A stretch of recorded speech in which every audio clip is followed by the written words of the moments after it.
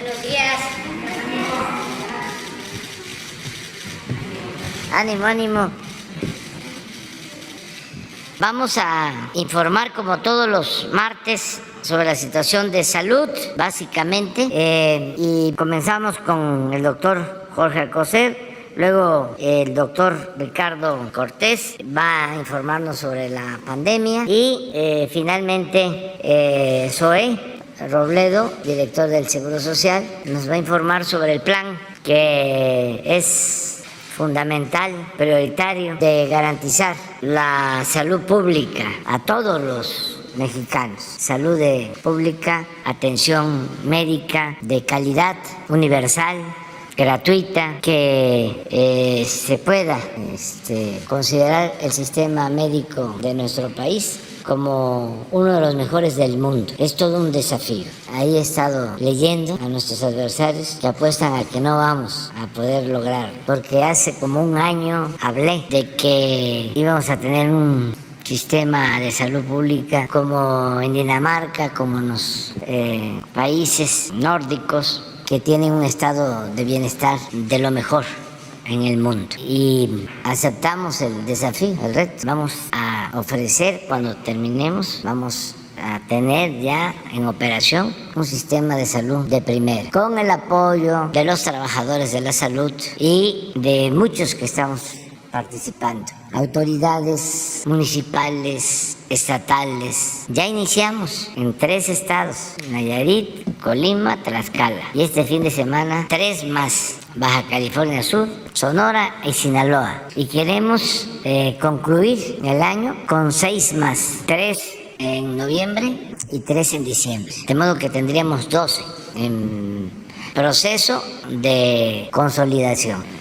¿Qué es lo que se busca? ¿Cuál es el propósito? Que estén en buen estado los centros de salud, unidades médicas, todo lo que tiene que ver con la atención del primer nivel, hospitales de segundo nivel, hospitales de tercer nivel, en el caso donde se tengan estos hospitales, con todos los equipos. Estamos haciendo una adquisición de miles de millones de pesos en equipos. Les informo, aunque ya lo hemos dicho, de que antes de esta intervención se hace un censo. Se va a todos los centros de salud, a todos los hospitales. Es mantenerlos en buen estado, con las obras de ingeniería requeridas, los equipos, los médicos generales, los médicos especialistas y el abasto de medicamentos completo, no la llamada o el llamado cuadro básico de medicamentos, todos los medicamentos. Y también médicos los fines de semana, sábado y domingo, para atender a la población abierta, por eso es universal. Si tienen seguridad social, son derechohabientes del ISSSTE, pero no tienen una clínica del ISSSTE cerca a un hospital, pueden ir a un hospital del IMSS Bienestar. Son derechohabientes del seguro y necesitan atención, pueden ir a un centro de salud, a un hospital del IMSS Bienestar. Y es atención gratuita. Ese es el ideal, garantizar el derecho del pueblo a la salud. Y en eso estamos. De eso nos va a hablar Zoé, de cómo vamos avanzando. Adelante, doctor. Con su permiso, señor presidente, los saludo a todas y todos ustedes con el gusto de siempre. Y en el Pulso de la Salud, hoy 25 de octubre, iniciaremos con un tema que hace unos días alguien de ustedes presentó durante la conferencia matutina. Y esto es relacionado, el tema es las acciones que se llevan a cabo en el sector salud para mejorar las condiciones de los médicos en formación. Como ya anunció el señor presidente, el doctor Ricardo Cortés les comunicará el informe técnico que guarda la pandemia al cumplirse 3.5, 3 meses y medio en continuo descenso. Y el maestro Zoé Robledo cerrará con la presentación de los avances generales y de la inversión en Nayarit, en Tlaxcala y Colima, así como la productividad en visitas domiciliarias de acción comunitaria, que son muy importantes. Los avances generales en Baja California Sur, Sonora y Sinaloa, que pronto serán visitados, y las convocatorias internacionales de médicos especialistas y la nacional de médicos generales y personal de enfermería. El primer punto lo trataré en persona. Si me pueden pasar la primera, por favor.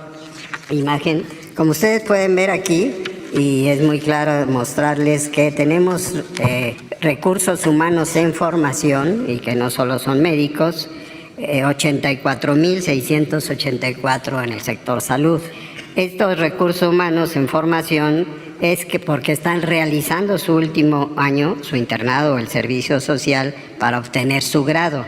Y en la siguiente parte de la imagen pueden ustedes ver que los que se encuentran en servicio social son 68.500, de los que destacan en medicina, y en el color están las instituciones del sector salud, IMSS, ISSSTE, y las restantes, 13.397 en enfermería. En forma sorprendente, 37.877 enfermeras que conducen su servicio social, en estomatología 6.384, y en atención médica superan los 10.000. Estos son médicos pasantes que están realizando su trabajo en conjunto con químicos, con nutriólogos, con psicólogos y personal afín.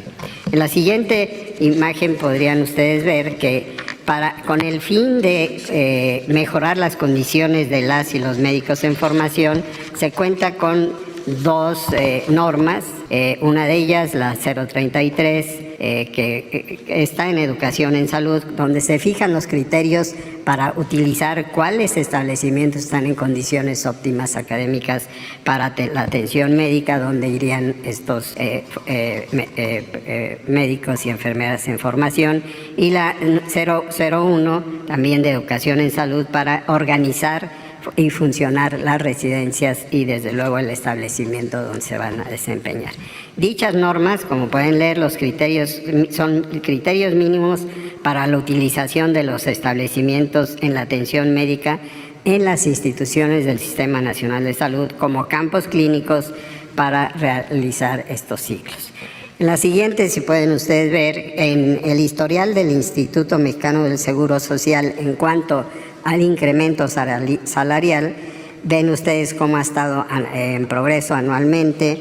En 2018 este progreso, este aumento fue de 5.15%, y así progresivamente para que en este año se haya impulsado un 7.5%, lo cual es un incremento salarial en promedio de 5.976% por año. Y en la siguiente pueden ustedes observar, y espero que vean el equivalente en percepción que como ejemplo lo tiene el Seguro Social, que también desde luego es creciente, y como ustedes pueden ver en el primer color, que es el verde, están los médicos residentes, el siguiente el médico general y el médico especialista en el color último rojo. Y si ven ustedes en estas barras de 13.010 pesos que tenían en 2018 los médicos residentes, alcanzan en la actualidad una mayor contribución o beca de 14.399, y así progresivamente para los médicos generales, que desde luego ganan más, ya lo tienen como salario, y los médicos especialistas. En la siguiente, para responder a la preocupación que se generó en los días anteriores sobre las acciones para la mejora de las condiciones de médicos internos de pregrado y pasantes en servicio social, están aquí estos 5 apartados. La evaluación, que considera el resultado de la encuesta que se hace anualmente al fin del ciclo previo, de los reportes, incidencias, quejas, etcétera, en apego a la norma ya señalada. Un decálogo de seguridad donde se detallan las medidas generales para situaciones de emergencia y medidas específicas de los becarios, y desde luego la notificación lo más rápidamente posible como finalidad y poder entender la inseguridad, el acoso, el hostigamiento a través de buzón de quejas, chats y telefonía, por ejemplo. Y acuerdos firmados estos con la comunidad para la seguridad de los becarios, y finalmente una reubicación inmediata si fuera necesario. En la siguiente y última podemos ver que termino con esta propuesta, con este proyecto. Esto ya fue solicitado a la Secretaría de Hacienda de un incremento del tabulador de becas para médicos internos y pasantes en servicio social. Y esto tomando en cuenta el campo clínico, el sitio donde está la unidad médica donde desarrollarán su pasantía o su servicio social. Está en situaciones estas de muy alta marginación, y todos pueden ver para abajo, de alta marginación, baja marginación, en ciudades, desde luego, y como pueden ustedes ver, el ingreso mensual propuesto es de 8,000 mensuales hasta 3,831 según sea el caso. Esto desde luego tiene un contexto muy claro sobre los sitios que pudieran estar mayormente marginados y requieren de mayor apoyo. Y esto es lo que está ya prácticamente en aprobación por las otras instituciones, de darse el caso en aprobación. Y eso es cuanto. Muchas gracias. Muy buenos días. Con su permiso, señor presidente, secretario del COSER, maestro C. Robledo. Con su permiso, buenos días. Tengan todas y todos. Vamos a presentar la situación actual de la epidemia de COVID-19, en donde podemos observar cómo más de 3 meses y medio, poco más de 13 semanas seguidas, en un descenso continuo en la presentación en el número de casos de COVID-19 en nuestro país. Actualmente nos encontramos en un periodo interepidémico, es decir, los niveles más bajos que hay en materia de contagios, en donde es el espacio que hay entre un pico y probablemente un siguiente pico, como siempre se ha presentado en los periodos de invierno. Un incremento en el número de enfermedad respiratoria aguda. Tenemos un promedio diario de 230 casos por día. Es un promedio diario de la semana anterior, ¿no? Y entonces con eso estamos viendo cómo son los niveles más bajos de contagio. Sobre la hospitalización, tenemos los niveles también más bajos durante toda la epidemia, desde que se inició este problema de salud pública a inicios del año 2020, actualmente con una ocupación de camas generales del 2% y del 1% de camas con ventilador. Tenemos estos niveles y por último la curva de defunciones, que también después de ver estas 5 diferentes olas de presentación que ya vimos también en el número de casos, actualmente esta última ola que concluye en estas últimas semanas, podemos observar cómo es la de menor presentación en materia de defunciones. Y por último, esto se debe tanto la hospitalización tan baja, así como la letalidad también baja presentada en esta última ola, gracias a la cobertura de vacunación, que actualmente a partir de los 5 años de niñas y niños de 5 años contamos con una cobertura del 83%, en personas que son mayores de edad 91%, en nuestros adolescentes de 12 a 17 años 64%, y en niñas y niños de 5 a 11 años tenemos una cobertura del 56%. Es cuanto, señor presidente. Con su permiso, señor presidente, doctor Alcocer, doctor Cortés, muy buenos días a todas y a todos. Presentamos el informe semanal de lo que hemos hecho en estos primeros estados. Como lo ha comentado el señor presidente, la intención es seguir avanzando hacia otras entidades federativas, sobre todo interviniendo en estos 4 rubros de rehabilitación de la infraestructura, el equipamiento, completar las plantillas de personal y desde luego el asunto de los insumos, particularmente el abasto de medicamentos. Y empezamos el día de hoy con Nayarit. En Nayarit, el primer estado de este proceso, ya se cuenta con 1,079 médicos especialistas y generales, que equivalen a un 97% de la cobertura necesaria para ese estado, y 1,542 compañeras y compañeros de enfermería, que equivale a un 98%. La inversión en Nayarit es de 907 millones de pesos, 237 millones para infraestructura y 669.8 millones de pesos para equipamiento. En el caso de Nayarit, de este presupuesto se tiene un avance del ejercicio del 91%. Y el abasto alcanzó esta última semana un nivel histórico para el estado de Nayarit y para muchas entidades del 99.7% de las recetas surtidas en este estado. Actualmente estamos trabajando también en coordinación con las otras instituciones en los temas del huracán Roslin, en los hospitales que ya son de IMSS Bienestar, tanto en Acaponeta, Rosa Morada y en Tecuala.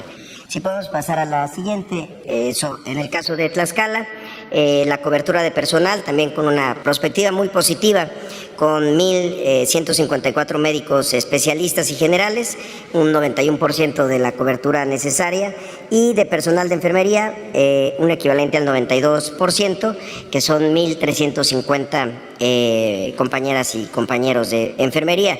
La inversión del caso de Tlaxcala es de 453.7 millones de pesos, que se están ejerciendo desde el 29 de julio que empezamos a trabajar en ese estado, 157.4 millones de pesos para infraestructura y 296.3 millones de pesos en la compra de equipamiento. Y aquí hay que mencionar ese equipo, desde luego para los hospitales, pero también en muchas ocasiones para el primer nivel, instrumental, fonodetectores, de latidos fetales, cosas muy básicas. Ahí se tiene un avance de ejercicio de este presupuesto del 79%. Y también en Tlaxcala ya pasamos de un 81% a 93% en el surtimiento de recetas para el abasto de medicamentos. En el caso de Colima también tenemos en estos hospitales donde ya estamos trabajando, se tienen contemplados 292 millones de pesos de inversión, de los cuales se están destinando 130 millones de pesos para infraestructura y 161 millones de pesos para equipamiento. El avance del ejercicio de esta inversión en salud es del 64%. Respecto al tema de personal, contamos con 641 médicos especialistas y generales, un equivalente a 82% de la cobertura, y en personal de enfermería 919, equivalentes a 88% de cobertura. Hace unos días, con la presencia de la gobernadora Indira Vizcaíno, se llevó a cabo también una basificación de más de 300 personas que ya laboran ahora con el programa IMSS Bienestar. Y en el surtimiento de recetas pasamos de 87 a 96.8% de recetas surtidas en este estado. En la siguiente, uno de los elementos que nos interesa también informar a la población es que no es nada más el cambio de una institución a otra, sino es cambiar completamente el modelo.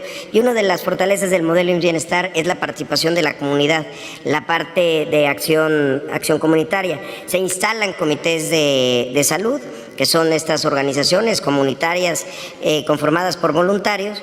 Cada voluntario atiende a 12 familias y su objetivo es encargarse de actividades de prevención, de promoción de la salud, a través de visitas que hacen casa por casa, visitas domiciliarias. Ahí promueven la oferta de servicios que se tienen para que la población conozca cuáles son los servicios a los que puede acceder, promueven el control de enfermedades crónicas, promueven las visitas a médicos para que se cumplan las 7 consultas para las mujeres embarazadas, y gestionan recursos y obras para la mejora de la localidad. Como se puede ver, en lo que llevamos ya se han realizado 13.134 visitas en estos 3 estados. Obviamente llevamos más en Nayarit, porque en Nayarit llevamos desde el 1 de abril trabajando, pero es parte de lo que se busca implementar en todos lados. Y hay que decirlo, el trabajo comunitario no es exclusivo de las zonas rurales, hay que hacer también trabajo entre las comunidades en las propias zonas urbanas, algo que se había perdido durante muchos años.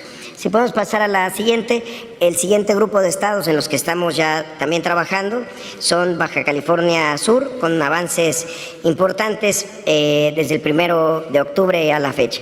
un 59% de cobertura de médicos especialistas, 60% de cobertura de médicos generales y personal de enfermería, y ya concluimos la capacitación que se realiza en las primeras etapas, tanto en el primer como en el segundo nivel de atención. Se tiene contemplada una inversión de 309 millones de pesos, son 132 millones para infraestructura y 177 millones para equipamiento. Y algo muy importante en Baja California Sur es que se ha logrado mantener un nivel de surtimiento de recetas muy alto. El más alto que tenemos de un estado el día de hoy, con 99% de recetas surtidas. Esto es gracias al trabajo coordinado con el gobierno del estado, sobre todo para llevar el medicamento hasta los hospitales más lejanos en un estado tan grande y con traslados largos entre municipios. En el caso de Sonora, también donde comenzamos el 1 de octubre, contamos con 67% de cobertura de médicos especialistas y 50% de médicos generales para cubrir todos los turnos. También el total del personal de primer y segundo nivel ya ha sido capacitado.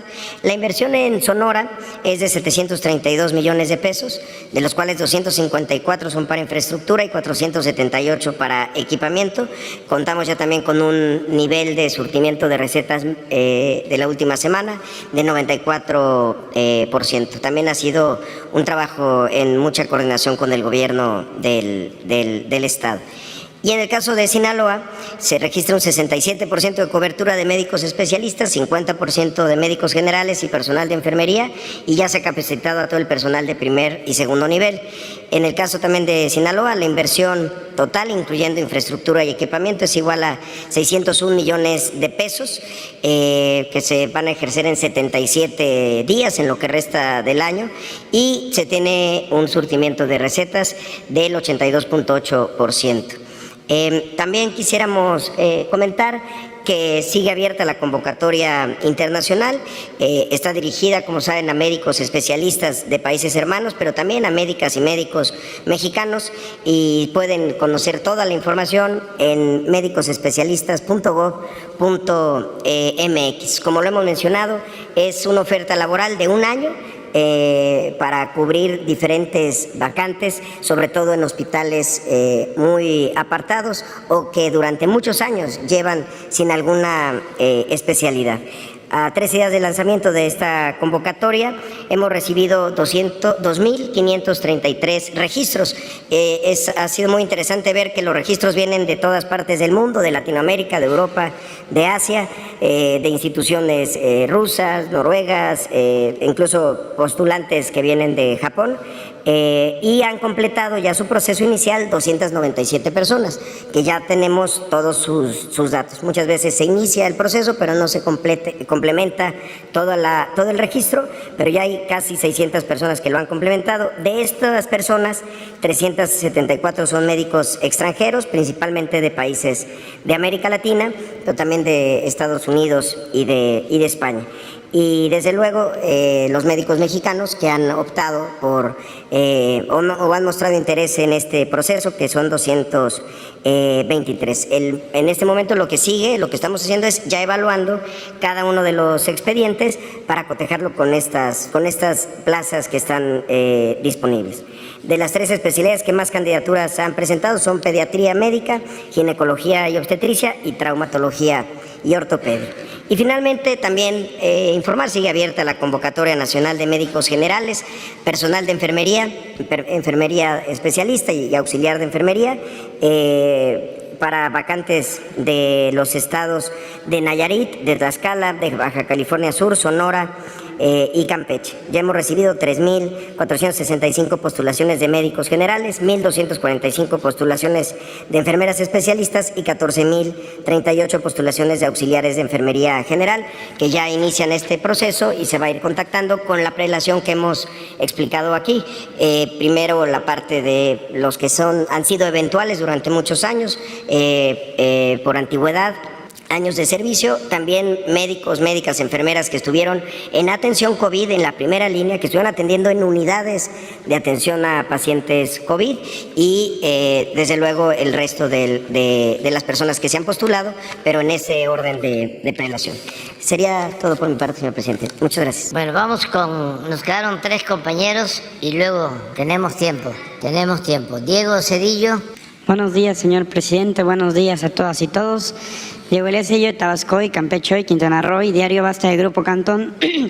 Señor presidente, aprovechando que usted ha venido planteando que en el transcurso de este año cada 3 semanas va a visitar o supervisar, más bien dicho, las obras del Tren Maya, y en el siguiente año usted recortaría este periodo a cada quincena, preguntarle, presidente, más bien dicho, si me permite exponerle, que la Auditoría Superior de la Federación en el ejercicio del 2020 encontró 22 anomalías en la gestión del Fonatur, en la época en la que Rogelio Jiménez Pons presidía dicho fondo.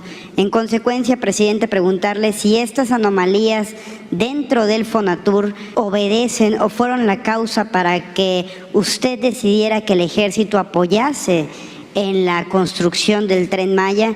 Y también, presidente, si a pesar de estas inconsistencias en el trabajo gubernamental, ¿usted consideraría que el Tren Maya se terminaría en tiempo y forma como lo ha venido planteando? Gracias, señor presidente. Bueno, primero decir que desde el inicio pensamos en que el Tren Maya debía ser operado, administrado, manejado por la Secretaría de la Defensa. ¿Por qué razón? Primero porque ellos forman parte de la construcción, tienen a su cargo 2 tramos, entraron tarde porque concluyeron el aeropuerto de la Ciudad de México y luego ya se fueron a la construcción de 2 tramos del Tren Maya, mientras los otros tramos ya habían iniciado. 5 tramos. A ellos les corresponde el 6 y el 7. Estamos hablando de que tienen que hacer alrededor de 550 kilómetros de vías férreas. La mitad de doble vía y la otra mitad de una sola vía. A ellos les corresponde desde Cancún, porque tienen un tramo, y luego es Tulum,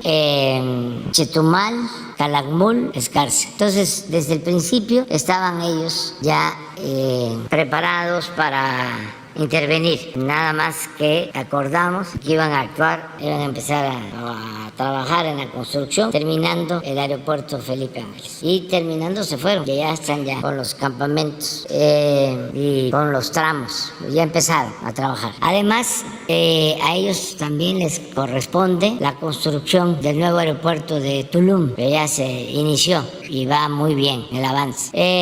La decisión de hacer cambios en Fonatur fue básicamente para imprimirle más velocidad, hablando del tren, a la obra, de que se avanzara más. Y por eso está Javier May, que es senador de la República con licencia, que pues tiene mucha experiencia en el trabajo con la gente. Fue 2 veces presidente municipal de Comalcalco, decía yo, senador de la República, secretario de Bienestar en nuestro gobierno, y estamos disponiendo de los mejores cuadros, porque no se trata de cargos, sino de encargos. Nos estamos desdoblando, porque si no, no avanzamos. No necesariamente se tiene que actuar a partir de la estructura. Por ejemplo, no hubiésemos terminado la refinería de Dos Bocas si no se hace cargo Rocío Nale, que es secretaria de Energía, pero la Secretaría de Energía tiene funciones básicamente normativas, y antes la usaban para la venta, para la entrega de los bienes del sector energético. Era la secretaría que ofrecía el petróleo y la industria eléctrica a particulares, las llamadas rondas, que eran como subastas para entregar los bienes de la nación a particulares, nacionales y extranjeros. Eso ya no hemos dado una sola concesión. Se detuvo eso, lo de las rondas, para que no se olvide, porque querían entregar, bueno, hablando del Tren Maya, hasta el Mar Caribe para la explotación petrolera, toda la península de Yucatán. Una barbaridad. Bueno, entonces estamos trabajando con los mejores cuadros. Por ejemplo, el ingeniero Sauri está a cargo, era subsecretario de Comunicaciones, y está a cargo de la presa de Santa María, de subsecretario de Comunicaciones, a decirle lo que nos importa es la presa de Santa María en Sinaloa. Y allá está. Y así hay quienes tienen tareas en lo médico. ¿Quién es el responsable de garantizar que mejoren los servicios de salud pública? Zoé Robledo. Y al mismo tiempo es el secretario, el director del Seguro Social. O sea, tiene que ver con el sistema ordinario, vamos a decir, como se le conoce, la atención a los asegurados del Seguro Social, pero también como en el Seguro Social se manejaba el programa que inició siendo IMSS Coplamar hace 40 años, y ese programa es el que estamos ahora ampliando y fortaleciendo, pues ZOE es el responsable. Desde luego, el coordinador de todo el sector salud, pues es el doctor Alcocer. Pero si falla el compromiso, si no cumplimos con el compromiso de que haya atención médica gratuita, de calidad para todos, eso ¿Falló en algo? Desde luego, no está solo. Tiene todo el apoyo de nosotros, tiene todos los recursos, todo el presupuesto y todo el sector, así como enfrentamos la pandemia entre todos. Ahora estamos entre todos estableciendo este sistema de salud. Entonces, por eso fue lo de Javier May, y deben haber observaciones de la Auditoría Superior de la Federación, como en otras dependencias, pero no son graves.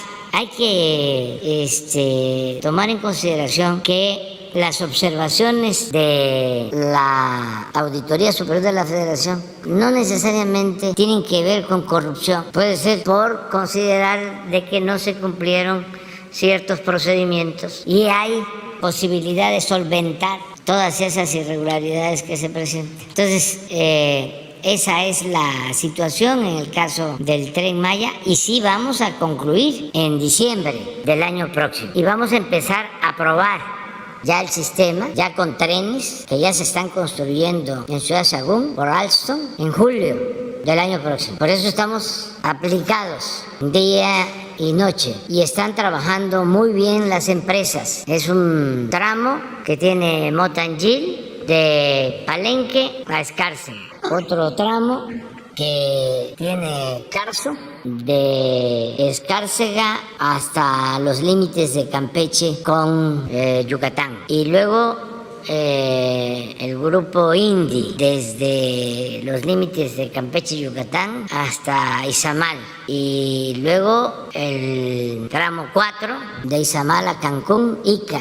Y luego el tramo 5, la mitad, son 120 kilómetros, es el menos largo, pero es el que nos ha costado más, porque ahí fue donde llovieron amparos, llovió café, diría el cantante. La mitad de ese tramo son 120 kilómetros, la mitad está a cargo de la Secretaría de la Defensa, y la otra mitad estaba a cargo del Grupo México, pero se decidió de manera conciliatoria que ese tramo de 50, 60 kilómetros se dividiera en 3, y ya está ahí Motangil, está Ica y está Indy. Tienen como 20 kilómetros cada empresa. Y luego empieza el tramo 6 y 7, que ya es de los ingenieros militares, junto con, decía yo, el aeropuerto de Tulum. Entonces, ya estamos en el tendido de vías, ya se está avanzando. Un día de estos vamos a hacer un informe general del avance. Siempre los lunes se da un reporte, pero es una obra magna para orgullo de México. Yo creo que no hay una obra así en el mundo, una obra ferroviaria con esas dimensiones. Creo que China tenía en construcción un ferrocarril, pero son 700 kilómetros. Acá estamos hablando de 1.550 kilómetros. Más de la mitad de pues todo lo que tiene España de trenes modernos. Entonces sí es una gran obra y hay que aplicarnos. Por eso estoy visitando con todo el equipo de supervisión cada 3 semanas la península de Yucatán, que es Tabasco, es Chiapas, Campeche, Yucatán, Quintana Roo. Tabasco y Chiapas no pertenecen a la península de Yucatán, pero forman parte de todo el circuito que se está trabajando. Y a partir de enero voy a ir cada 15 días a la obra, porque hace falta, hay que ir resolviendo problemas.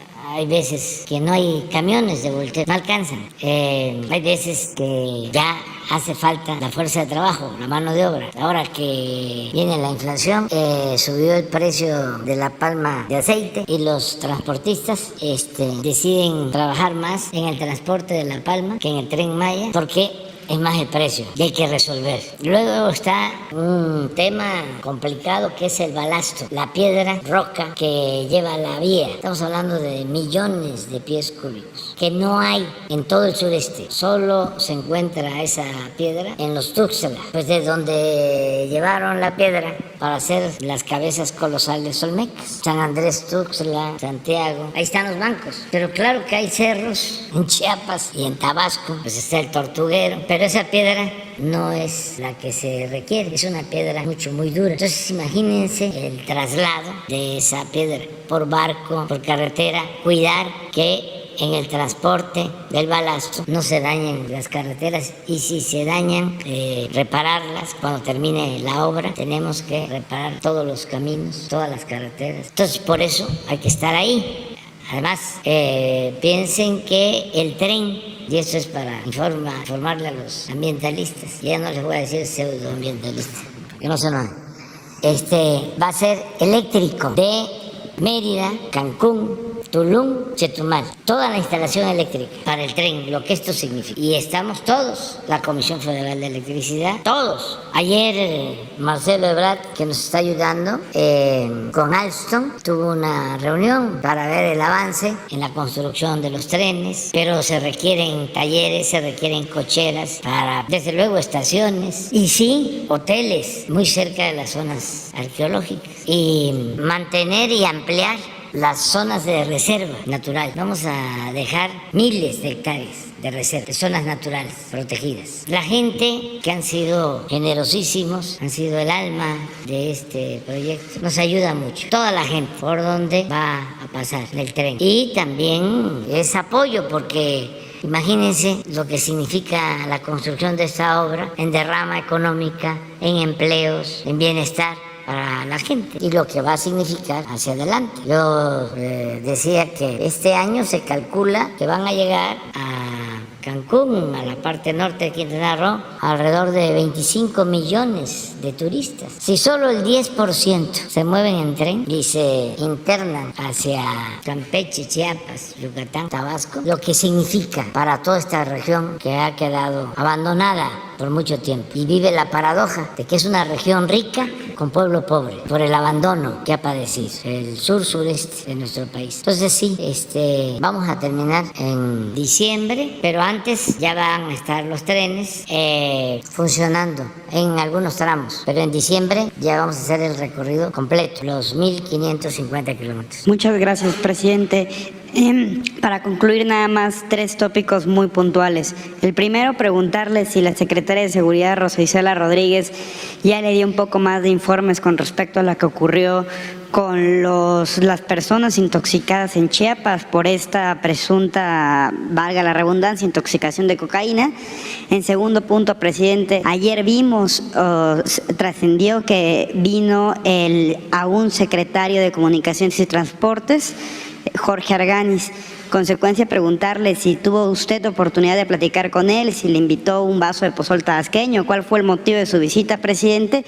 Y por último, no quiero dejar pasar la oportunidad del mes de octubre en conmemoración al cáncer de mama. Preguntarle cuáles son los avances de su gobierno en este tema y si el IMSS Bienestar tiene planeado o tiene estructurado atender esta arista que siempre es un tema preponderante para la ciudadanía en México. Muchas gracias, presidente. Sí, sobre esto último, pues tanto el Seguro Social como la Secretaría de Salud atienden todo lo relacionado con el cáncer de mama, sobre todo lo preventivo, las mastografías que se tienen que hacer. Ellos podrían informar más de lo que se está llevando a cabo. Se ha avanzado bastante porque la detección oportuna salva muchas vidas y ya se tienen pues muchos avances en este aspecto. Yo creo que cualquiera de ustedes podría informar. Cuando yo estuve de jefe de gobierno, teníamos unos trailers que iban a las colonias para hacer mastografías y prevenir, que es muy importante, en todo, la prevención. Esa es la recomendación principal en todo, hay que prevenir. Y se logró, además de eso, de la prevención, aquel entonces se creó una clínica que todavía funciona, que es una asociación civil que fue apoyada por el gobierno, sigue siendo apoyada, FUCAM. La verdad, una muy buena labor la que ellos están haciendo ahí desde hace tiempo, pero todo el sistema de salud lo hace también en los estados. Sí, se ha avanzado en los últimos tiempos. No sé si ustedes sienten. ¿Sí? Muchas gracias, señor presidente. Y efectivamente, el pasado 19 de octubre que se celebró el Día Mundial de la Lucha contra el Cáncer de Mama, con el doctor Alcocer y todas las instituciones, aquí en la Ciudad de México, con la doctora Claudia Sheinbaum, presentamos un modelo que se está empezando a implementar, que tiene que ver mucho con la experiencia de la pandemia. En la pandemia, ustedes lo saben, enfrentamos una enfermedad con un sistema fragmentado que se unió de manera rápida y muy oportuna para que todos estuviéramos en la atención de las mexicanas y los mexicanos que necesitaban, sobre todo en la parte de hospitalización, con independencia de su condición laboral, o si tenían seguro social, o ISSSTE, o en donde se atendían. Fue una atención integral que nos instruyó el presidente López Obrador, y de esa manera todos abrimos. En este tema, igual que en el caso de Código Infarto, lo que estamos intentando es integrar a las instituciones, desde la sospecha de un caso de cáncer de mama hasta el diagnóstico temprano, oportuno, y el inicio del diagnóstico, porque muchas instituciones, aquí en el gobierno de la ciudad, por ejemplo, que hacen un esfuerzo grande por hacer detecciones tempranas, muchas veces de la detección y la confirmación del caso a que inicie el tratamiento pasa mucho tiempo. Lo que tenemos que acortar y es estar en los estándares de tiempos clínicamente aceptables entre que se detecta e inicia el tratamiento. Y para eso el trabajo muchas veces es de coordinación entre instituciones, integrar y poder ver el flujo de las pacientes, en este caso, la mayoría de ellas, hacia el tratamiento. En el caso del IMSS, pues hemos estado trabajando y creciendo en nuestra capacidad de diagnóstico con las clínicas de cáncer de mama. Hay 10 en el país, 3 de ellas aquí en la Ciudad de México, aquí en la Condesa, en Iztapalapa. Y lo que queremos lograr es eso, la integración para disminuir el tiempo entre la detección y el inicio del tratamiento. Y la verdad que lo vemos con este tipo de padecimientos que afecta pues a 1 de cada 8 mujeres en el mundo, y en México la estadística es igual. Necesitamos tener acciones muy concretas de integración de las instituciones, que insisto, antes pues estaba cada quien haciendo sus esfuerzos de manera poco coordinada. Hoy eso ya ha cambiado. Gracias. Pues sí se está avanzando en eso y vamos a continuar apoyando. Miren, se está terminando ya de hacer la investigación. Yo quiero adelantar algo. No se ha encontrado droga en el agua, se ha encontrado otro tipo de sustancias, de elementos, pero no droga. Y tenemos que presentar todos los elementos como se están haciendo los estudios y todavía no concluyen. Por ejemplo, el caso de Bochil, se están haciendo análisis de agua y se están haciendo análisis a los muchachos, y lo mismo en el caso de Tapachula, pero también en Hidalgo y en Álamo, Veracruz. O sea, se está encontrando de que no hubo droga, que pudo haber habido intoxicación por alimentos, por agua, pero que no es un asunto de droga. Y saben que como son fenómenos de comunicación que se dan en nuestros tiempos, es importante que no haya psicosis, porque nos puede llevar a cometer actos precipitados contra personas, repartidores, maestros, porque se trata de los hijos. Entonces, que actuemos con prudencia, que esperemos los resultados, pero no hay nada que tenga que ver con drogas. Eso tiene que ver. Una hipótesis es por el efecto de las redes. Hipótesis, No me importa que los adversarios señalen de que yo estoy negando que existan estos problemas y que la culpa se la estoy echando a las redes. No, son fenómenos de comunicación. Ahora sí, no sé si ustedes han estado viendo de cómo llegan a los museos y avientan ahí pintura y es un caso más otro, ojalá y eso no lo padezcamos nosotros. Todo por exhibicionismo, por, damos despacio, ¿sí? Por necesidad de mostrarse, porque si realmente se quisiera defender el medio ambiente, hay muchísimas otras cosas. ¿Por qué dañar una pintura de Monet? Esto lo digo porque toco madera. Nosotros tenemos mucha arte, mucha cultura, muchas obras de arte, de cultura. Nada más para que aparezcan en el periódico, en la televisión, en las redes. Voy a protestar. No, se puede leer un libro si se tiene tiempo disponible, o ir al bosque, o sembrar árboles, o cuidar los animales. Entonces, estamos buscando el origen, pero nos llamó mucho la atención de que es un caso, otro, y no tiene que ver con ninguna campaña contraria al gobierno, de desprestigio, no. Es un fenómeno que se da, que tiene que ver con medios de comunicación de masas, que puede ser esa la causa. ¿Efecto de masas? Sí. Cuando se conoce cómo se actúa en estos casos, pues no se descarta el que se repitan casos. Y sí hay intoxicaciones, ¿no? Pero las versiones son de lo más variado, de que alguien llegó y llenó los termos de un agua especial y que no se ha aclarado del todo, ¿no? Entonces vamos a esperar, pero sí quiero aprovechar para que no haya psicosis, porque estoy seguro de que no va a pasar nada grave a los muchachos, pero sí me preocupa que vaya a haber un acto precipitado de castigo a quien se piense de que le está queriendo hacer mal a los jóvenes. Sí, y se está haciendo la investigación caso por caso. Entonces, esperar los resultados. Pues yo creo que en unos 10 días ya, porque se mandaron a hacer todos los estudios, se está estudiando todo, pero hasta ahora no hay nada que tenga que ver con droga, no hay nada. ¿Aquí?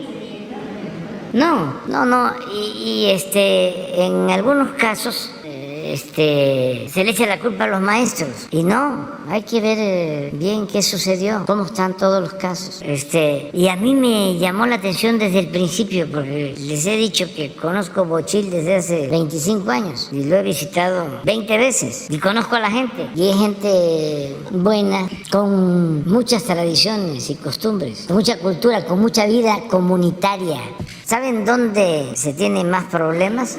En donde ya no hay vida comunitaria. Les comentaba de que cuando fui jefe de gobierno en Milpalta, que hay vida comunitaria, había un ministerio público y si acaso un delito a la semana, pero aquí en el centro 10, 15 delitos diarios, porque ya no hay la vida comunitaria que existe en las comunidades. Eso es muy importante. Entonces, por eso, cuando veo Bochil, incluso hasta San Cristóbal, y se hablaba de Veracruz, de Alan, ¿no? Si nuestra ventaja frente a la drogadicción, por ejemplo, son nuestros valores culturales, nuestras tradiciones, la importancia que tiene la familia. Y repito, en todas sus expresiones, la familia. Nosotros tenemos mucha vida cultural. Eso de que los jóvenes no se tengan que ir de la casa al llegar a la adolescencia, como sucede en otras partes, con todo respeto, eso es nuestro. Nosotros no queremos que nuestros hijos se vayan de la casa. Y en otras partes es, ya llegaron a una determinada edad,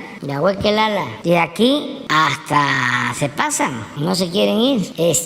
Pero eso es parte de nosotros, de nuestras tradiciones, nuestras culturas. Y todo eso, aún cuando se afectó mucho con la política neoliberal, porque se exaltó el individualismo, el triunfar a toda costa, y además problemas sociales, porque mucha gente para buscarse la vida tuvo que emigrar y se desintegraron familias. Pero aún con todo y eso, nosotros tenemos lazos muy fuertes de fraternidad en lo familiar, en lo colectivo. Lo veíamos, por ejemplo, en la pandemia, donde pegó muy fuerte a los adultos mayores la pandemia. En los países en donde hay más asilos de ancianos. En nuestro país no hay muchos asilos de ancianos. ¿Por qué? Por como somos, mantenemos a nuestros padres, abuelos en las casas y se les cuida. En cambio, en otros países, no estoy culpando a nadie, son costumbres. Hay miles de asilos y aquí no. Y digo todo esto para que también valoremos la grandeza cultural de México, lo que somos como país. Entonces, vamos a presentar el informe bien, pero que no se exagere. Hasta ahora no hay nada grave. Esto a los padres, a toda la gente. Y lo atribuyo más a una cuestión de psicosis y de mayor comunicación que tenemos ahora. Antes posiblemente había intoxicaciones por ingerir alimentos y no se sabía. Ahora por las redes se sabe todo. Hay más comunicación. Muy bien. Entonces, Aide. Estuvo el ingeniero Arganis con nosotros, estamos en conversación con él porque ha estado un poco enfermo, lo queremos mucho, es un buen ingeniero civil, gente decente, honrada y además que ha estado con nosotros de tiempo atrás, pero nos preocupa su salud, su situación de salud y de eso estuvimos platicando, entonces ya después vamos a informarles. Vamos a informarles después. Aide. Buenos días, presidente. Aide Rivera, de Código Libre. Presidente, ayer el INE dio a conocer que la Comisión de Venecia emitió su opinión sobre las diversas propuestas de reforma política electoral que se discuten actualmente aquí en México. En la opinión se destaca que la reforma pone en riesgo la credibilidad de las elecciones, debilita la autonomía de los árbitros, limita a la ciudadanía y profundiza la sobrerepresentación. ¿Nos puede compartir su postura sobre estas conclusiones? ¿Cree que afecte la discusión en el legislativo, así como la toma de decisiones? Pues son buenas esas opiniones porque tengo entendido de que ya se va a discutir en el Congreso, ya va a entrar a debate lo de la reforma electoral. Hoy Entonces, pues que los legisladores tomen en cuenta todas las opiniones, hasta la de Calderón, que dice que, ¿cómo fue que dijo Calderón? Que en este mes se acababa la democracia en México. Así fue, ¿no?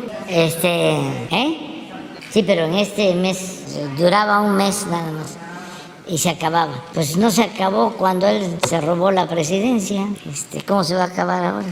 Que lo que queremos es hacer valer la democracia como forma de vida, como sistema político, pero que se tome en cuenta la opinión de todos. No le hace que sea de estos organismos europeos, de todos, no hay ningún problema. ¿Qué estamos nosotros proponiendo en nuestra iniciativa? A ver, primero, que para garantizar elecciones limpias y libres se tenga autoridades electorales imparciales y que estas autoridades, en vez de ser nombradas por las cúpulas del poder económico y del poder político, las elige el pueblo. Eso es lo que estamos planteando, que los consejeros los elige el pueblo, que los magistrados del Tribunal Electoral los elige el pueblo, que este nuevo organismo sea el encargado de organizar todas las elecciones en el país, porque en cada estado hay un organismo igual, que no se gaste tanto, porque actualmente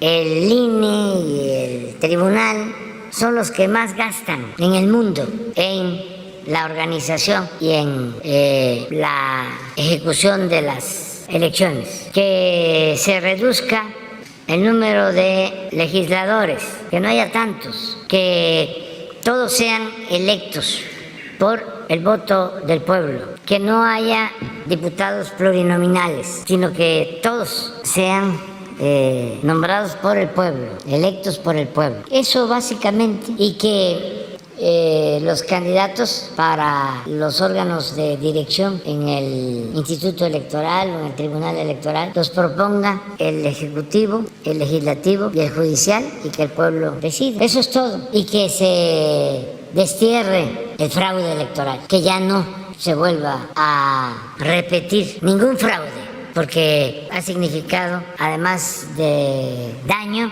vergüenza para México. Es parte, pues, de la picaresca política. Elecciones en México, sinónimo de fraude. De tiempo atrás, nunca ha habido democracia. Es hasta ahora que empiezan a darse los primeros pasos. Y en algunos intervalos en la historia, 10 años de la República restaurada, y también con denuncias, cuando gobernó Juárez y cuando gobernó presidente Lerdo. Pero luego Porfirio Díaz, imagínense, 34 años. Se sabía por anticipado quiénes iban a quedar, porque él hacía las listas, y los gobernadores pues tardaban 20, 30 años en el poder, así como él. No había democracia, todo con la revolución, pues solo Madero, por eso es el apóstol de la democracia, pero también por eso lo asesinaron. Y luego el maximato y el surgimiento de un partido único. Ya no era don Porfirio, sino doña Porfiria, hasta hace poco. Y eso que quisieron simular con una democracia muy peculiar,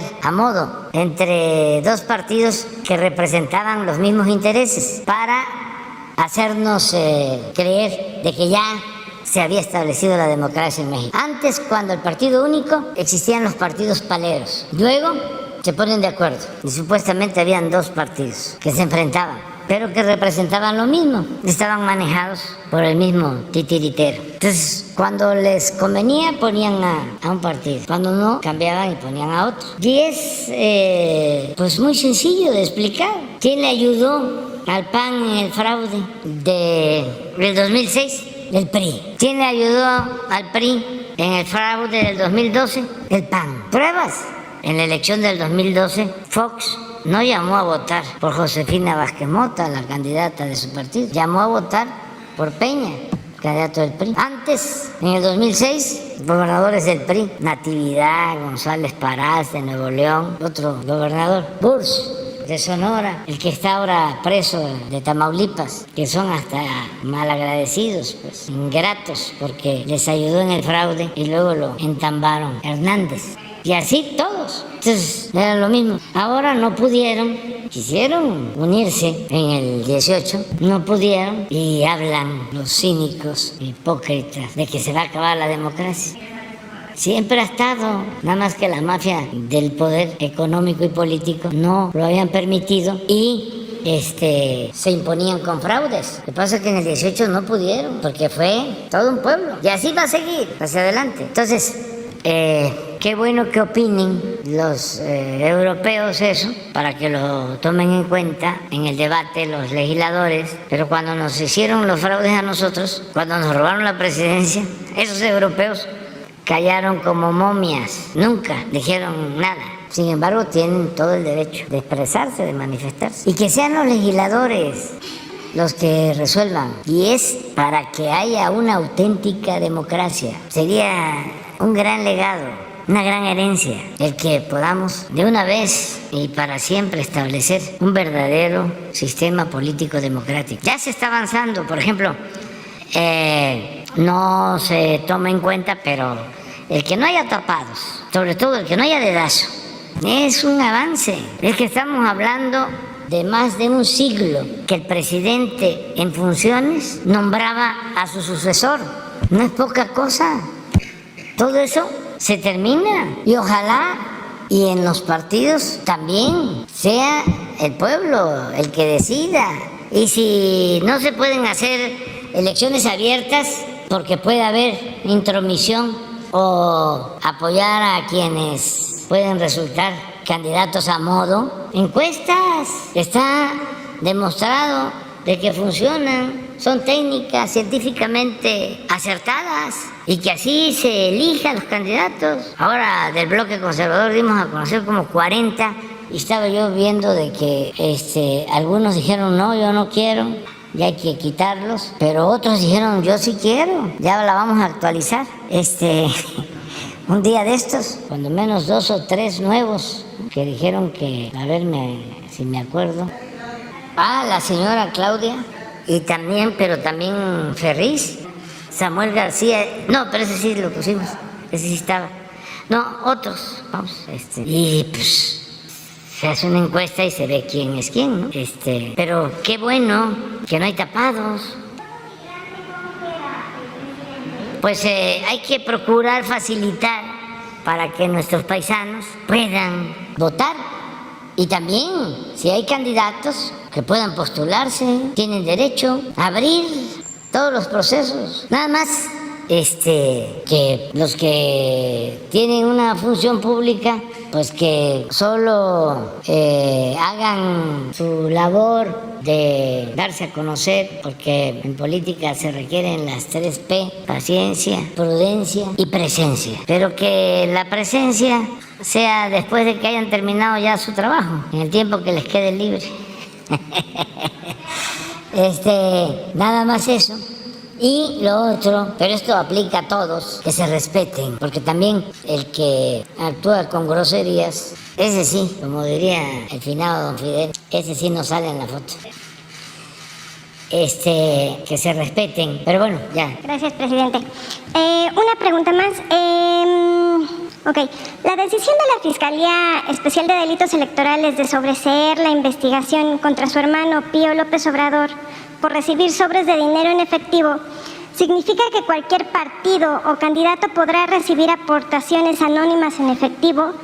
¿Esto marcaría un precedente, presidente? Pues no es así exactamente, ¿no? Creo que fue un recurso que se entregó para un movimiento, no era para un partido, según se ha aclarado, se ha dicho. Y pues se hizo todo este escándalo porque pues es en contra mía, básicamente. Por eso, si está mal el procedimiento legal, pues que se revise. Si se encontró de que el Ministerio Público, el juez, actuó por consigna o hubo influyentismo, que se revise o que se presente una nueva denuncia. A lo mejor la señora senadora Xóchitl Gálvez ya tiene lista la nueva denuncia, pero no tengo nada que ver, absolutamente. Gracias, presidente. ¿Mande? Iba a declarar ante la Fiscalía. ¿Qué pretendía decir usted? ¿Yo? Si no quiere enviar un escrito. Pues que no soy corrupto, eso iba a decir. Presidente. Ustedes saben que cada vez que a mí me han denunciado en la historia, he ido a declarar y le empiezo a pedir al Ministerio Público que ponga todo lo que deseo y, como siempre, denunciaba con pruebas a los que me acusaban. Ya el Ministerio Público ya no quería seguir escribiendo. Por cierto, vamos a ver qué dice lo de Mola, ¿no? No ha dicho nada. Yo ya me estoy arrepintiendo porque imagínense cuántos son como Loret. Así era, ¿no? La consigna. Todos somos Loret, ¿no?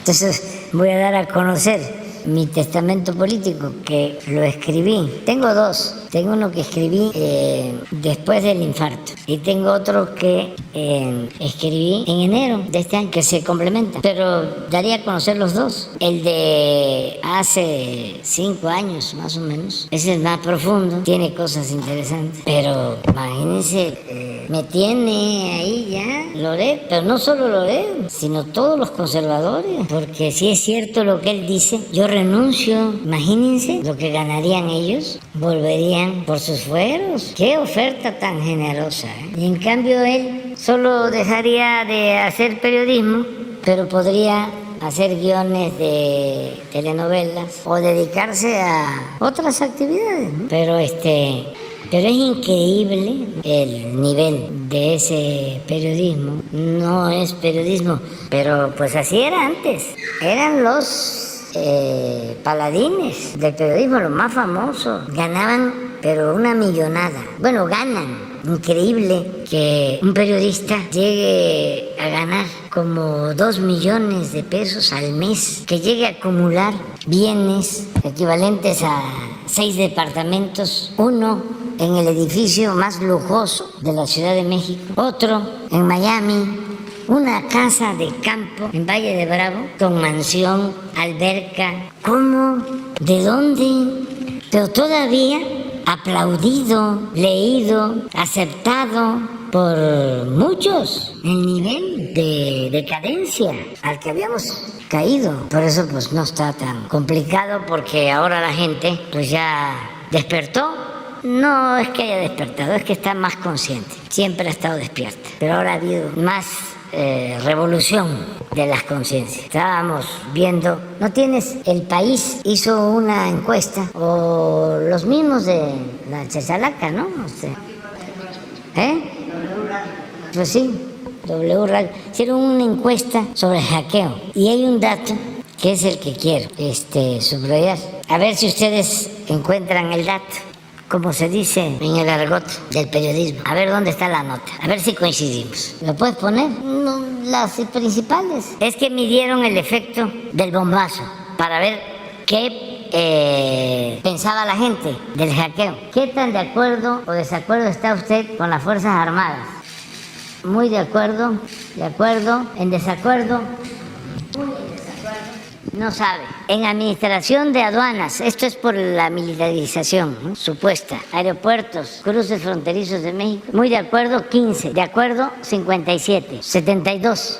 Y en desacuerdo, 16 y 8, ¿no? Que son 24. Estamos hablando de encuesta guacamayas y militarización. ¿Cómo lo percibió el pueblo sobre las actividades de las Fuerzas Armadas? Que continúen en las calles apoyando en las tareas de seguridad pública hasta el año 2028. Muy de acuerdo y de acuerdo, 73%. En desacuerdo, 26%. Que realicen proyectos de infraestructura como el aeropuerto Felipe Ángeles o el Tren Maya, 12 y 52, 62, 25 y 10, 35. Pero hay otras. La confianza, 54 en Marina, más 16, ¿verdad? Que son 70 contra 28. El Ejército, 48 y 19. Ayúdame. 67, 32 en contra. Guardia Nacional, 38, 20, 58 y 26 y 15, 41. Policía Estatal sí está reprobada. 13 y 20, 33, 66 en contra. Pero hay otras. Esa, por ejemplo. Bueno, esa no. Muy de acuerdo, traigo 59, 38. Pero hay una. Recientemente un grupo de hackers y activistas llamado Guacamaya vulneró la seguridad digital del Ejército Mexicano y filtró a medios y periodistas correos electrónicos y documentos militares. Antes de que se lo mencionara, ¿usted estaba enterada de esto o no? Esto para mí es la nota. Esto es lo que pasa en la comunicación. Miren cuántos se enteraron. Y fue un escándalo, un bombazo, ¿no? Casi venía el fin del mundo. Miren la gente en qué anda. Pero esto es una lección para todos, porque suele pasar que lo que nosotros vemos en redes sociales o en medios, ¿no?, es lo que ve todo el país, toda la gente. No, el fenómeno de comunicación es muy complejo. Para llegar abajo hay que hacer mucha labor. Por ejemplo, hay aspirantes a candidatos que todo es redes sociales. Están de moda los publicistas. Ya esto, ya lo otro. Y les quitan hasta su autenticidad. Ya los cambian. Un publicista no sabe de política. Y la política, si no es una ciencia, si no es un arte, es un oficio. Entonces, una recomendación a todos, no se dejen engañar. Además, cobran muchísimo. Estos de la guacamaya, imagínense lo que costó. ¿Y para qué sirvió? No más para que hicieran el ridículo. No funciona esto. Además, es hasta ofensivo, porque se menosprecia al pueblo. Se piensa que el pueblo es menor de edad, que se le puede manipular. Esto ya no funciona, ya es como el neoliberalismo, seguir aplicando las mismas recetas para enfrentar las crisis económicas, pues es seguirse hundiendo, es no entender de que esto ya cambió, pero en fin, ya nos fuimos por otro lado. Finalmente, presidente, preguntarle si usted está de acuerdo con las declaraciones que hizo el secretario de Gobernación, Adán Augusto López, este fin de semana, acerca de que un militar puede ser candidato presidencial. Si usted apoyaría a un militar como candidato y si alguien le ha hecho alguna mención al respecto. No, los militares están dedicados a sus tareas, a sus misiones. Nosotros tenemos un ejército muy leal a las instituciones y un ejército obediente a los gobiernos legal y legítimamente constituidos. No tenemos nosotros un ejército golpista. Al contrario, el ejército actual surge para oponerse al golpe de Estado que llevó a cabo Huerta con un grupo de insensatos, de pandilleros, en los que estaban oligarcas y fifís, otros militares y el embajador de Estados Unidos en México, Wilson, el peor embajador que ha habido en toda la historia de Estados Unidos en México. Entonces, así surge el ejército, porque un gobernador, el único, es interesante que se sepa la historia breve. Detienen al presidente Madero aquí y al vicepresidente Pino Suárez y también al general Felipe Ángeles y los encarcelan en la intendencia por la traición de Huerta, de Blanquet y de otros. Pero el que organiza todo fue el embajador de Estados Unidos. Entonces, ya una vez que está preso el presidente Madero, por eso pusimos ahí, donde era la intendencia, pusimos ahí el memorial a Francisco Madero y le pusimos la intendencia de la traición. Ojalá y un día podamos visitar. Ese mismo día habían asesinado de manera cruel al hermano del presidente, la Ciudadela, a Gustavo Madero. Y manda Huerta un telegrama a todos los gobernadores diciéndole: me nombró el Senado presidente esa misma tarde. Y vergonzosamente todos se quedaron callados. Solo uno, Carranza, se reunió en Saltillo, en su casa, y envió una iniciativa al Congreso local para desconocer a Huerta. Y ahí se le autoriza la creación del actual ejército para restablecer el orden democrático. Ese es nuestro ejército. Entonces, durante el tiempo de la revolución, pues hubieron presidentes militares. Y uno de ellos está entre los que yo considero los 3 mejores presidentes de México. Un general, para mí los 3 mejores presidentes de México son Benito Juárez, el mejor de todos, Francisco I. Madero, por sus ideales democráticos, por eso es el apóstol de la democracia, que era un hombre limpio, bueno. Es una de las historias más tristes, pues, de México, su asesinato. Y nadie como él, por su vocación democrática. Nadie como él. Es el más demócrata que ha habido en México. Y el tercero, un militar, el general Lázaro Cárdenas, que fue 2 veces secretario de la Defensa. Y luego otro militar, estaba entre 2 militares, bueno, y un opositor también militar, Juan Andreu Almazán. Pero los 2 impulsados por el movimiento revolucionario era Ávila Camacho y Francisco J. Mújica. Entonces se dice que el general Cárdenas pues pensó en la estabilidad del país. Y hay algunos que sostienen que nos podían invadir si salía de candidato el general Mújica. No, yo pienso que no. El general Mújica Era un hombre recto. Para mí, el revolucionario más auténtico, honesto, lo mejor. Pero ya era mucha la confrontación, sobre todo con los conservadores de entonces, y la resistencia no iba a venir del extranjero, porque además gobernaba en Estados Unidos el presidente Roosevelt, que era un hombre de avanzada, el mejor presidente para mí también que ha tenido Estados Unidos, Franklin Delano Roosevelt. Bueno, Abraham Lincoln también, que no reconoció a Maximiliano. Pero bueno, entonces por eso Ávila Camacho, que era moderado y general, había estado con el general Cárdenas de tiempo atrás, había estado como su jefe de Estado Mayor en la zona petrolera del Golfo, se conocían bien y se pensó que con Ávila Camacho no iba a haber tanta reacción opositora, conservadora, interna.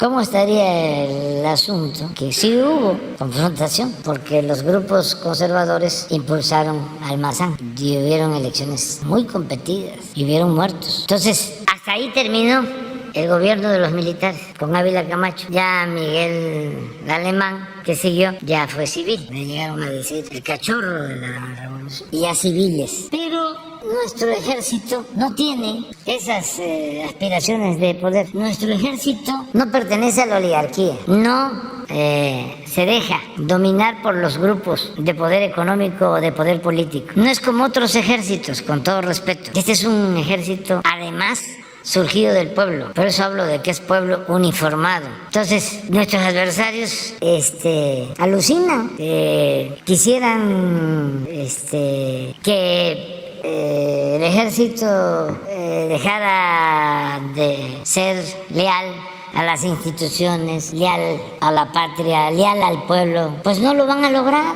porque además en esta nueva etapa, el ejército y las Fuerzas Armadas se están consolidando, pero no por el autoritarismo, se están consolidando por su mayor vinculación al pueblo, a su origen, porque el ejército mexicano es parte del México profundo. ¿Y por qué se están vinculando más? Porque de las 5 misiones del ejército, hay una que prácticamente no se realizaba, que era la de contribuir al desarrollo del país. Y esa es la misión que ahora, como nunca, se está llevando a la práctica. ¿Cuáles son las otras misiones? Pues la defensa nacional, la procuración de la paz interior, el apoyo a la población, que eso lo han hecho muy bien y lo siguen haciendo muy bien en casos de desastre, el plan de N3, también todo lo que tiene que ver con labores sociales. Pero esta otra misión a la que hago referencia es la de contribuir al desarrollo.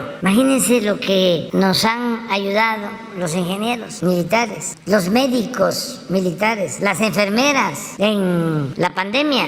Bueno, la Fuerza Aérea, ¿cómo distribuimos las vacunas por todo el país? 280 o 250 millones de dosis. ¿Cuántas llevamos hasta ahora? 250 millones de dosis por todo el país para vacunar a nuestro pueblo. Por eso no están pensando en eso los militares. Están pensando en seguir sirviendo al pueblo. Y con un añadido, con respeto profundo a los derechos humanos, que eso es muy importante también. Y que no se nos olvide, las manchas del ejército se originaron por decisiones que tomaron o por órdenes que dieron autoridades civiles, hombres fuertes o presidentes. Entonces, si el presidente de la República, que es comandante supremo de las Fuerzas Armadas, no ordena al ejército reprimir al pueblo, no hay nada que temer. Ahora, si se les dice, vamos a declarar la guerra a los narcotraficantes, como se les decía hace poco, y ustedes hagan su trabajo y no se preocupen por los derechos humanos. Eso nosotros lo vemos. Así era. Por eso son sepulcros blanqueados. ¡Cuánta hipocresía de los legisladores del conservadurismo, que no quieren que el ejército nos ayude en tareas de seguridad, cuando ellos usaron el ejército para reprimir al pueblo, para cometer masacres? Pero ahí están los domingos en misa y olvidan los mandamientos. Así son de hipócritas. ¿Ya? Demián Sí, gracias, señor presidente. Demián Duarte, de Sonora Power, la revolución que llegó del norte.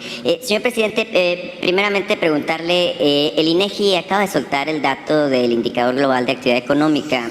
Crecimos al cierre de agosto 4.7%, lo cual es considerado un dato inesperado por los expertos en materia económica. Preguntarle su opinión sobre este indicador de fortaleza de nuestra economía en particular. Y tengo un par de preguntas sobre su visita próxima a mi estado. Pues vamos a seguir creciendo. Fíjense que hoy vi un dato, a ver si, y además para también agradecerle a SOE, inscritos al Seguro Social, y la verdad que lo están haciendo muy bien en el Seguro Social. SOE está trabajando muy bien. Bueno, todo el equipo, ¿no? Doctor Alcocer, todos, el equipo de salud y el gobierno, es un equipo, no es un asunto de un solo hombre, es asunto de todos, pues. Y la gente, sobre todo, que ayuda mucho, ¿no? Pero a ver si tienes lo de ayer del empleo, que es importantísimo. O sea, es muy probable que lleguemos a 1 millón de empleos de la pandemia hacia acá, o sea, de 1 millón de empleos más formales. Entonces, a ver si está. Sí, aquí está. Esto teníamos cuando empezó la pandemia, el nivel previo a la pandemia, 20.614.000. Y ayer, 21.554. O sea, es muy probable que lleguemos a estos, a 21.614 para noviembre. ¿Mande? 940.000 más. Entonces, esto viene siendo en pandemia, pues como 320.000, 330.000 empleos por año nuevos, atravesando la pandemia. Entonces sí es bueno el resultado. Y luego tenemos otro dato que es el de el salario promedio, también del seguro. Estamos como un poquito más de 14.000. Sí, el otro debe de haber otro. La otra es que este es diario, ¿verdad? Sí, pero hay otro que es el salario promedio mensual de los 21 millones. Es una gráfica, ¿no? 14.400 al mes. Ayer estaba yo revisando y ya empecé a ver lo del salario mínimo. Sí, pero ese es de crecimiento. Sí, pero ahí todavía vamos a esperarnos, pero sí están alentadores los datos de crecimiento. Ayer les decía yo, estábamos ya empezando a revisar el incremento al salario mínimo para el año próximo. Y aún cuando tenemos que cuidar lo de la inflación, sí va a haber un buen aumento también al salario mínimo, porque de todas maneras es mucho el rezago que se traía. Entonces todo esto nos va a ayudar. Sí, señor presidente, bueno, como usted sabe, yo vuelo constantemente de Hermosillo a la Ciudad de México y de la Ciudad de México a Hermosillo. Recientemente, en mi anterior visita, me tocó la casualidad de trasladarme a mi ciudad a través del aeropuerto Felipe Ángeles. Me subí yo aquí a un Uber, aquí en el Zócalo, y bueno, le comento, hice 45 minutos. El único detalle, muy bien el aeropuerto, muy moderno, muy eficiente, rápido todo, la verdad es que me da mucho orgullo pues tener una instalación de ese tipo. El único detalle es que mi vuelo duró alrededor de 5 horas, porque como no hay vuelos directos a Hermosillo del Felipe Ángeles, tuve que ir a Tijuana y luego bajar de vuelta a Hermosillo. Por alguna extraña razón, ninguna aerolínea ha decidido tomar la ruta de Hermosillo, Ciudad de México, a través del aeropuerto Felipe Ángeles. Es interesante porque todas las ciudades alrededor tienen vuelos directos. Chihuahua, en el vecino estado de Chihuahua, Ciudad Juárez, Mexicali, Tijuana, Los Cabos, Mazatlán, Culiacán, etcétera. Y bueno, la verdad es que en Hermosillo nos preguntamos qué es lo que hace falta para que se nos tome en cuenta y se considere. Y mire, le comento esto porque además estamos siendo víctimas, los usuarios del transporte aéreo, de un encarecimiento increíble en los costos del pasaje. El más reciente me costó 9.800 pesos redondo para viajar a la Ciudad de México. Y además las aerolíneas lo hacen, las tres que vuelan, de manera truculenta. Bueno, le piden a uno que pague el derecho de asiento como si me pudiera ir parado, ¿no? o el derecho de llevar equipaje, como si no necesitara traer equipaje o regresarme con el equipaje, y una serie de costos ocultos. Por ejemplo, para el cambio del boleto de un día para otro, le cobran más a uno de lo que cuesta el mismo pasaje. Los TUAS, bueno, que entendemos las razones por las que están tan altos en el Benito Juárez, son altísimos, incluso encarecen muchísimo los pasajes. Y bueno, traigo esta colación porque usted incluso ha manifestado la posibilidad de que exista una nueva aerolínea, bueno, algunos la han bautizado como la aerolínea del bienestar, no sé si será llamar así. Simplemente, bueno, poner el tema, preguntar qué es lo que hace falta para esto y sobre todo llamar la atención tanto de Profeco al respecto de estos abusos de los que somos víctimas los usuarios, como por supuesto de las autoridades de aeronáutica a fin de que, y del secretario de Turismo mismo, para que ubiquen esta posibilidad. A Hermosillo hay 12 vuelos diarios que van llenos y regresan llenos de gente. Y bueno, esto no puede ser argumento de que hay falta de demanda o alguna cosa así. La verdad es que los vuelos están llenísimos, señor presidente. Sí, estamos viendo eso. Hace falta ampliar la oferta. Y hay pues 3 opciones. Una, y no se contraponen porque podrían ser las 3 o 2. Una es que se pueda crear una nueva línea aérea, porque se han perdido. Tenemos menos líneas aéreas para el pasaje. Y se está todavía analizando lo de la posibilidad de tener una nueva línea aérea que forme parte del complejo del Tren Maya y de los aeropuertos que manejan los ingenieros militares. En este caso es aprovechar la experiencia de la Fuerza Aérea Mexicana para manejar una línea. Se está viendo, no se descarta la posibilidad que sea mexicana si se adquiere la marca a los trabajadores. Una vez se hizo, me comentaban, un avalúo sobre cuánto cuesta el logotipo, la marca de Mexicana, y hay por ahí un estimado que eso, si hay acuerdos al interior, porque desgraciadamente no hay la unidad suficiente en los trabajadores despedidos, pero eso les ayudaría en algo, porque nosotros pagaríamos a ellos lo que resulte del avalúo. Sí hay un estimado, pero no quiero meterme en eso porque habría que verlo. Incluso que ojalá y a partir de esta conversación al interior de los mismos trabajadores ya empiece a verse si podrían ellos llegar a un acuerdo. No, porque eso es otro asunto completamente distinto, porque tendríamos que considerar pues otros elementos y a lo mejor algunos sí podrían pasar en una convocatoria, pero no es así, de que todos los trabajadores pasen a formar parte de la nueva línea aérea. No lo podríamos hacer. No creo yo que sea lo más conveniente. No se olviden de que nosotros somos simplemente administradores de los dineros del pueblo y que el presupuesto es dinero del pueblo, de todos. Entonces tenemos que cuidar el presupuesto.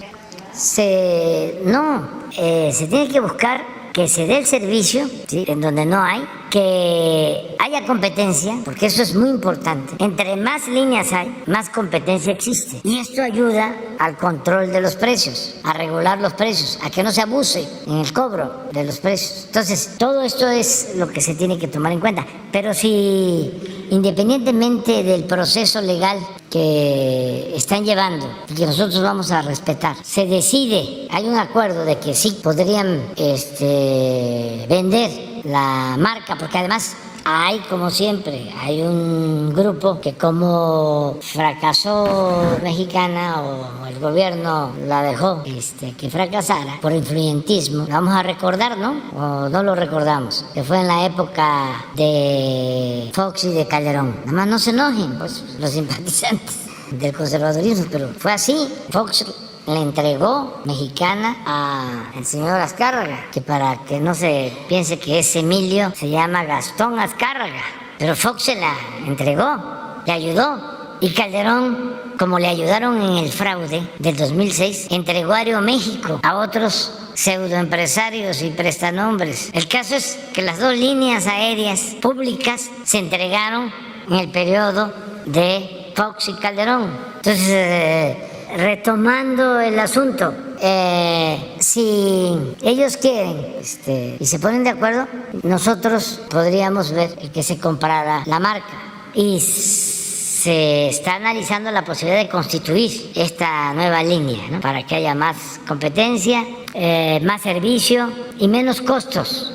También, si no es mexicana, que es una buena marca, un buen nombre, pues es un símbolo, pues se tendría que buscar otro.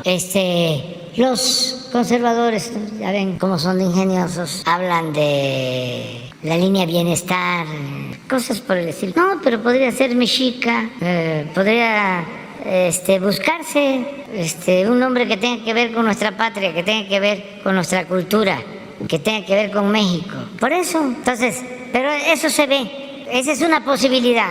La otra es que de la iniciativa privada quieran, por ejemplo, rescatar Aeromar, la misma Interjet, que esa está muy emproblemada, pero si hubiese quienes quisieran participar, nosotros ayudaríamos.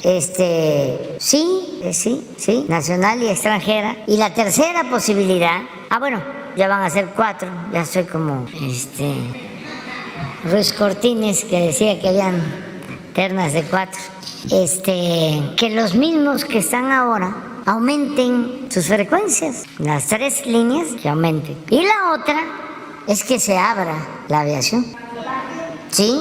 Que puedan llegar líneas extranjeras de Europa, de Estados Unidos y llevar a cabo también viajes al interior del país. Entonces, sí, porque esto, ¿qué significaría? Más competencia. Es un poco lo que hablábamos de libre mercado. Es decir, a ver, ¿qué es lo que a un gobierno le debe de importar? La economía del pueblo. Si vamos a pagar 9,000 pesos por un boleto a Hermosillo y resulta que es lo que se puede pagar de México a Lisboa, ¿por qué? ¿Por qué tan caro? Entonces, vamos a abrir la competencia. Además, eso es la democracia. Si hubiese un solo partido, imagínense, ya lo hemos padecido. Hacen y deshacen. Lo importante con la democracia es que hay competencia y nadie se siente absoluto en ningún nivel de la escala. Se tiene que portar bien. ¿Y quién manda?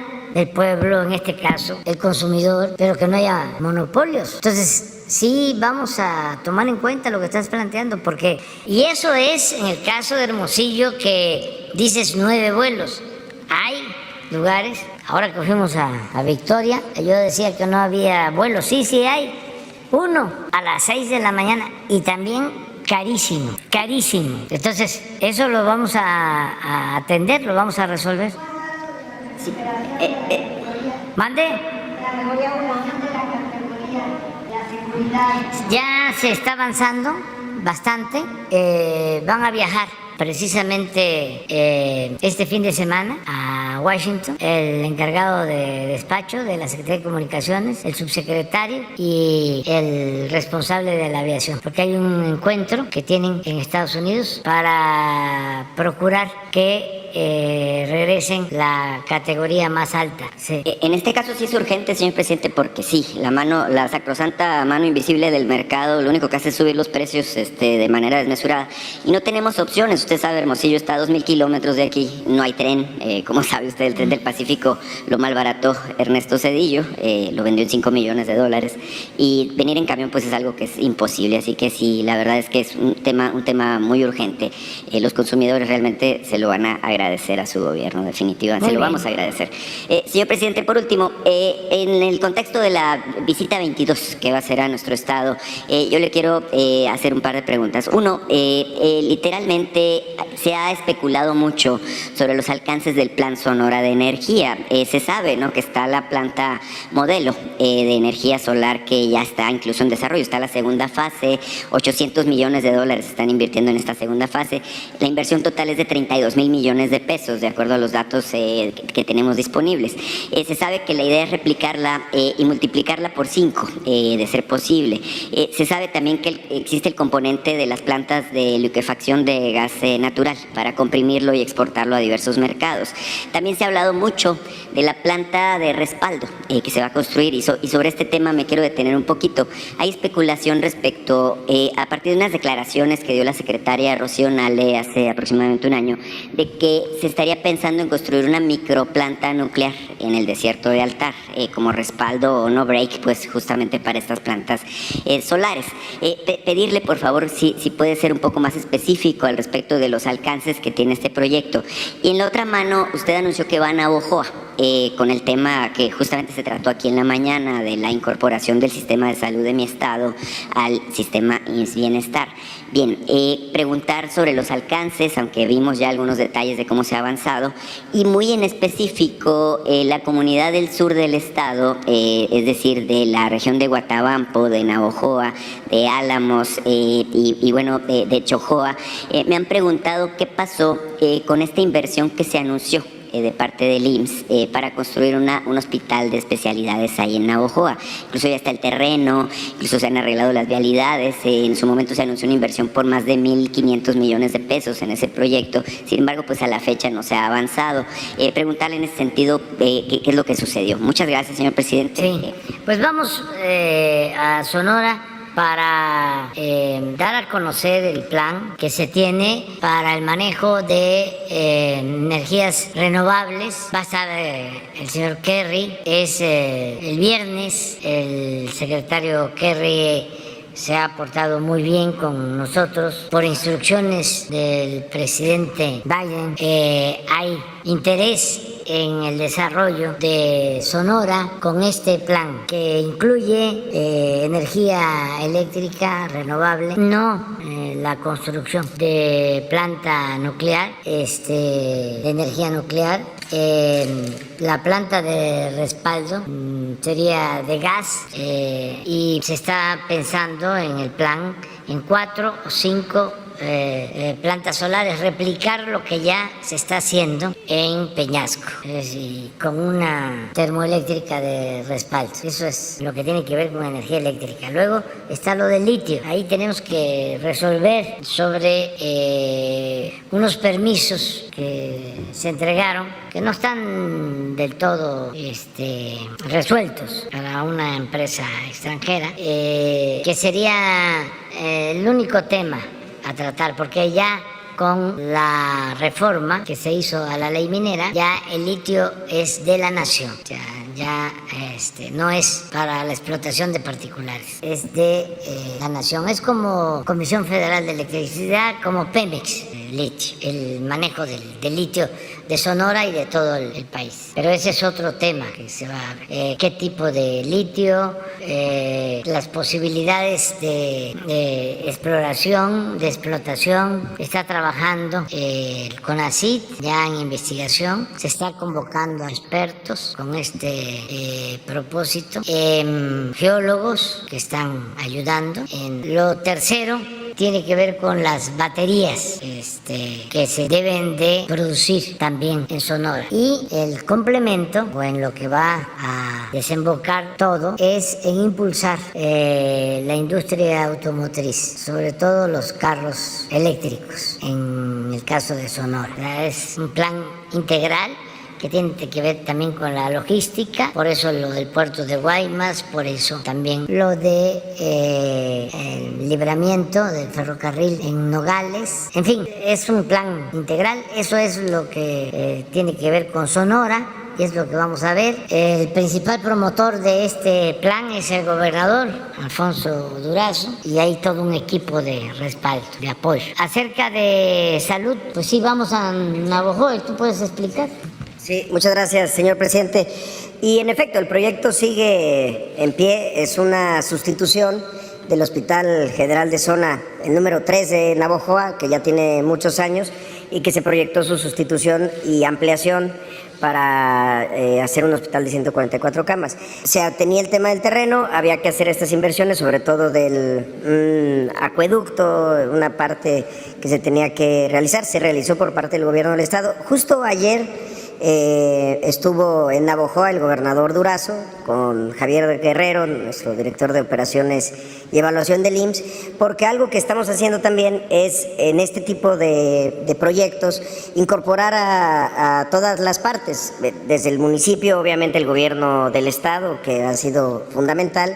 Incluso se tuvo una charla con integrantes de varios sindicatos que conforman la CTM y que son de las personas que han estado en este propósito de que se crezca la capacidad de atención por parte del Seguro Social en su régimen ordinario. También estuvieron, por cierto, en el Hospital General de Navojoa, ahí en el Hospital del Gobierno del Estado, que ahora ya está empezando su operación por parte del IMSS Bienestar. Entonces, más aún con el crecimiento que habrá con todos estos proyectos en materia de energía y de automotriz, se tiene que crecer, pero sí se ha mantenido el proyecto, no se ha cancelado. Algunas cosas, desde luego, durante la pandemia tuvieron una desaceleración, por decirlo de alguna manera, pero sigue en pie. Gracias. Bueno, ya nos vamos al desayuno. Mañana. Sin lista.